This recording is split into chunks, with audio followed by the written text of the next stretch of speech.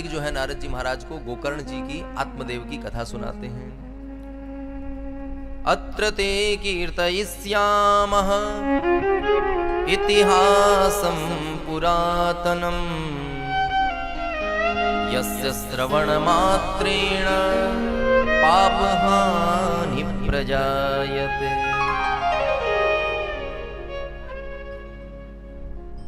सूत जी महाराज कहते हैं, ऋषियों, ये इतना सुंदर पावन इतिहास है कि इसको सुनने से पाप का शोधन हो जाता है, समन हो जाता है। तुंगभद्रा नदी के तट पर एक ब्राह्मण रहते थे, नाम था जिनका आत्मदेव। करते क्या थे महाराज? तो स्रोतस्मार्तेषु निष्णातो द्वितीय इव भास्करः। जब तक यज्ञ कराने में परिपूर्ण विद्वान थे, कर्मकांड के बड़े विशेषज्ञ थे, विशुद्ध ब्राह्मण वृत्ति से ही अपना जीवन यापन करते थे। और उनकी एक धर्म पत्नी थी जिनका नाम था धुंधली देवी। स्ववाक्य स्थापिका नित्यम सुंदरी सुकुलोद्भवा। सुंदरी थी, सुकुल से उत्पन्न थी, किंतु एक समस्या थी। समस्या क्या थी? बोले अपनी बात को आगे रखने में प्राथमिकता देती थी कि उसकी बात कोई काट न दे, जैसे मर्जी हो वैसे उसी हिसाब से घर चलता था। पंडित जी बेचारे भोले भाले थे, तो कैसे जैसे जीवन की गाड़ी चल रही थी। जब तक पड़ोस में किसी के यहाँ झगड़ा ना करवा दे तब तक उसका भोजन हजम नहीं होता था। परम झगड़ालू थी महाराज। किसी बात, फिर भी पंडित जी अपना जीवन निर्वाह कर रहे थे, किसी बात का कष्ट नहीं। समस्या थी तो एक ही थी कि घर में कोई संतान नहीं थी। पंडित जी संतान के कष्ट से तो ग्रसित थे, किंतु समय पर ऐसी स्थिति हुई कि उन्होंने जिस गैया को लेकर के आए उसको भी समय बीत गया, पर उसको भी बछड़ा नहीं हुआ। उन्होंने एक वृक्ष लगाया तो वृक्ष में फल नहीं आया। अब जब समस्त प्रकार की ऐसी स्थितियां होने लगी तो अब पंडित जी चिंतातुर होकर के एक दिन ऐसी स्थिति आई कि गृहम त्यक्त्वा वनम गतः, घर छोड़ करके वन की ओर चले गए। वन में जाकर के रुदन करने लगे तो एक यति जी वहां से सन्यासी गुजर रहे थे। उन्होंने जब उनका दर्शन किया तो देखा कि कोई बड़ा भारी विद्वान ब्राह्मण है, संसार से विमुख होकर के भगवान के आराधन के लिए भगवत मार्ग को खोजते हुए भटक रहा है। मेरे को इसका मार्गदर्शन करना चाहिए, इसको भगवत तत्व का उपदेश करना चाहिए।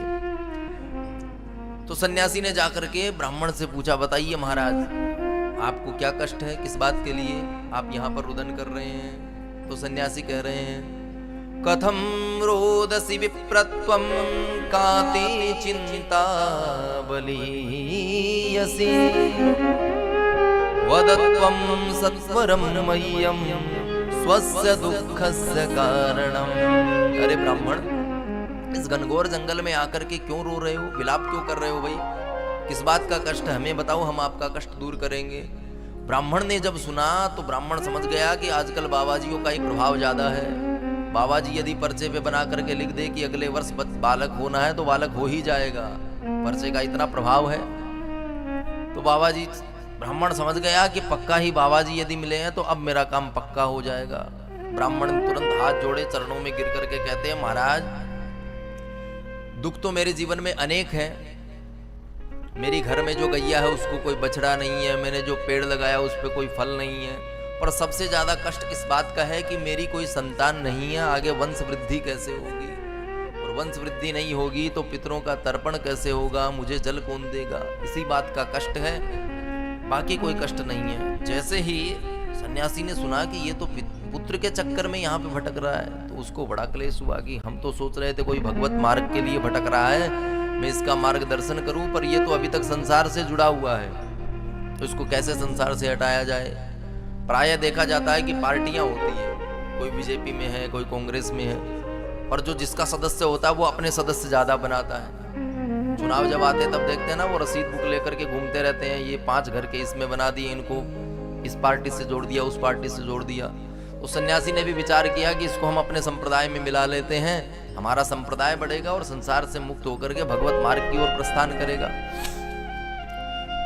तो सन्यासी कह रहे हैं, मुंचा ज्ञानम प्रजारूपम बलिष्ठा कर्मणो गति विवेकम तु समासाद्य त्यज संसार वासनम।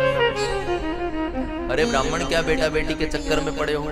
क्या गारंटी है कि बेटा हो गया तो तुम्हें मुक्ति प्रदान हो जाएगी, तुम्हें तुम्हारा तर्पण करेगा, तुम्हारे घर में सुख शांति समृद्धि हो जाएगी?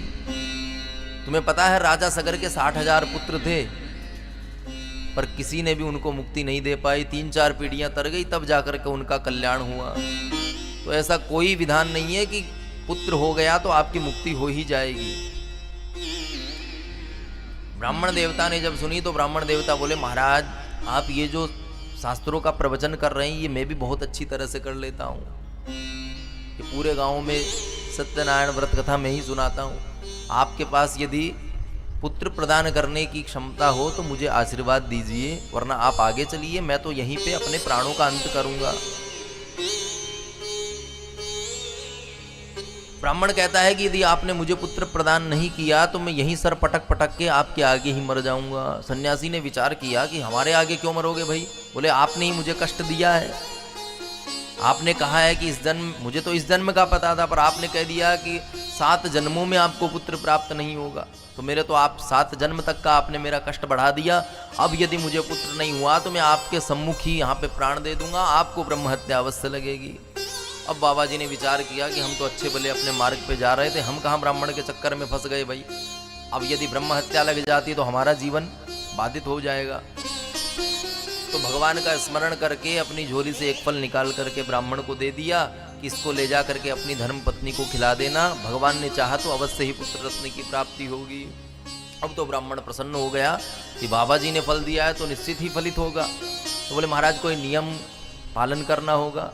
तो बोले, भगवान का नित्य भजन करना, शुद्धि से रहना, एक समय भोजन करना, भागवत कथा का श्रवण करना।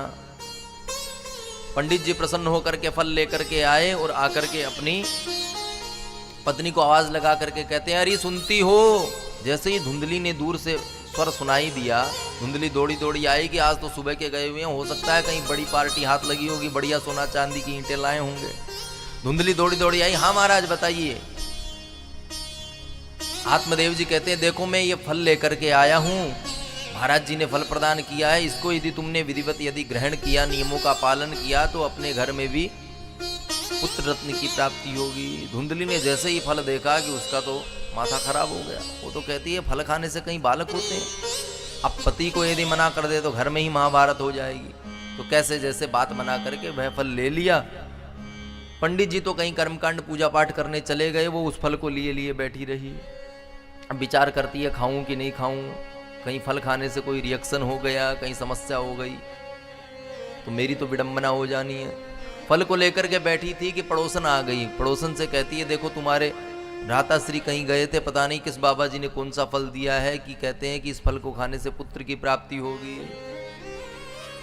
पड़ोसन ने कई प्रकार से समझाया कि यदि कहीं से फल लाए हैं तो इसमें खाने में तुम्हारा तो अनिष्ट होना नहीं है, उनकी श्रद्धा का विषय है, और महात्माओं के पास तो तपस्या की सिद्धि होती है, हो सकता है फल खाने से पुत्र हो जाए, खाने में कोई बुराई नहीं है।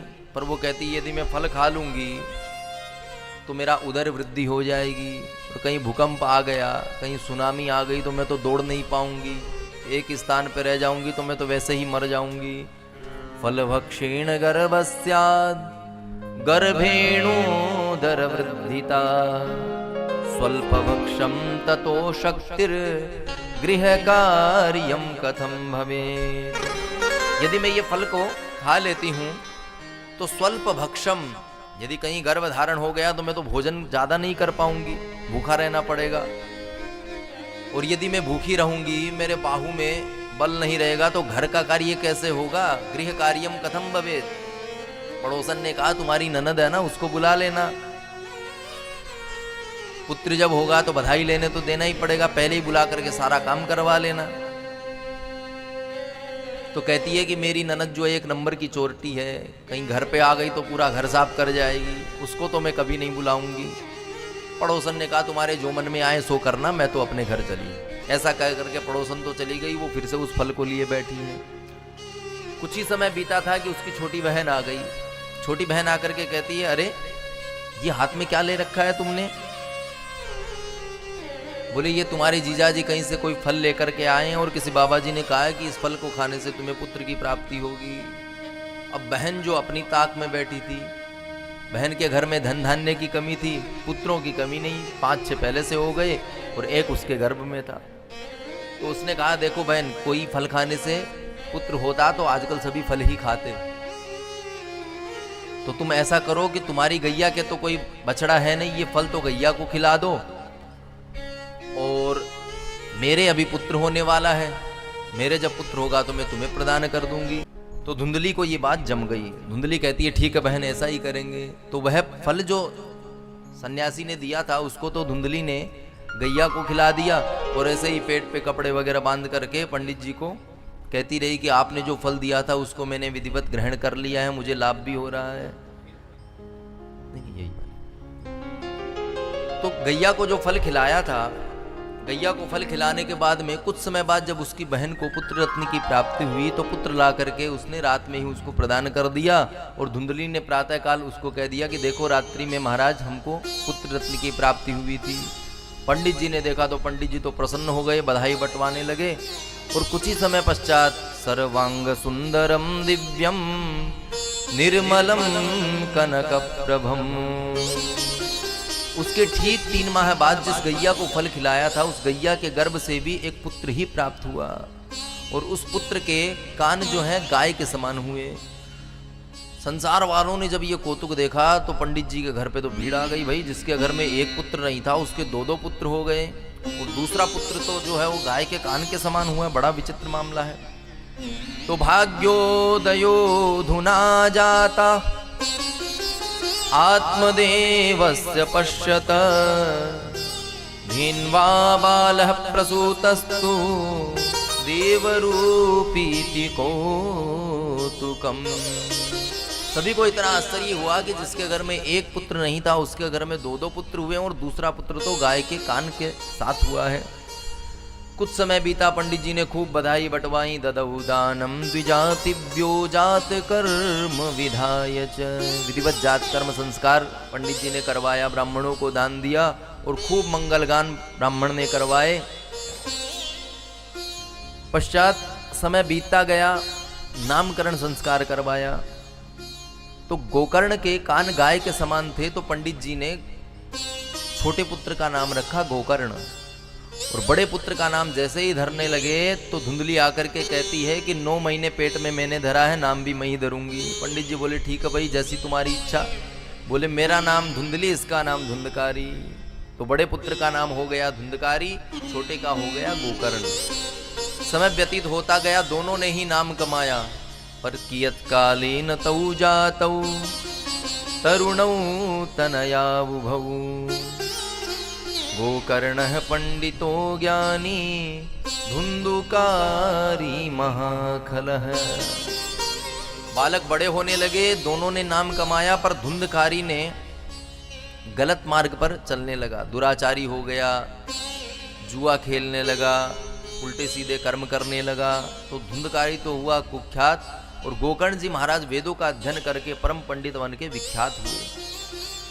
समय बीतता गया, पर धुंधकारी कहीं से भी उसमें सुधार नहीं हुआ। रोज पंडित जी के पास कोई न कोई आकर के कहता है महाराज आज हमारे घर में चोरी कर आया, आज हमारे घर में डकैती इसने डाल दी, आज वहाँ उससे झगड़ा कर लिया, आज वहाँ पे जुआ खेलता हुआ पाया गया। पंडित जी को जब ऐसी तमाम शिकायतें मिलने लगी तो पंडित जी फिर से चिंता में आ गए। क्व तिष्ठामि क्व गच्छामि को मे दुःखं व्यपोहयेत् प्राणास्त्यजामि दुःखेन हा कष्टं मम संस्थितम्। हे भगवान, ऐसा दुष्ट पुत्र मेरा हुआ है, अब मैं इस घर को छोड़ करके कहाँ जाऊं? जहां भी जाता हूं मेरी अपकीर्ति ही मुझे सुनाई पड़ती है। मैंने तो विचार किया था कि यदि मेरे घर में पुत्र हो गया तो वेदों का पठन करके नाम कमाएगा, संसार में मेरा नाम रोशन करेगा, पर ये तो गलत मार्ग पर हो गया। और अब तो मेरे घर में भी लोग आकर के उलाहना देने लगे हैं। तो पंडित जी बड़े दुखी हो गए। दुखी होकर के जब पंडित जी को गोकर्ण जी ने जब चिंताग्रस्त देखा तो गोकर्ण जी महाराज आज पंडित जी के सम्मुख आकर के गोकर्ण गीता के माध्यम से पंडित जी का क्लेश दूर करने लगे।